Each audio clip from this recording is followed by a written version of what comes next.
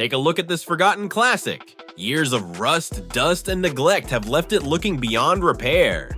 The faded paint, corroded metal, and worn-out parts tell the story of a vehicle that has been sitting untouched for a very long time. The restoration begins with a careful inspection to identify every area that needs attention.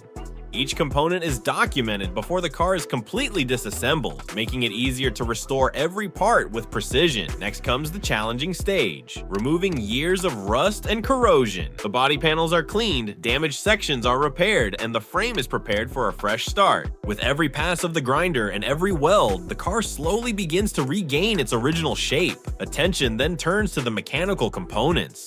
The engine is carefully rebuilt, worn parts are replaced, and every piece is cleaned and reassembled to help bring the vehicle back to reliable running condition. Once the bodywork is complete, the surface is sanded smooth before several coats of primer and fresh paint are applied. The glossy finish completely transforms the appearance, making it hard to believe this is the same vehicle. The interior receives the same level of care.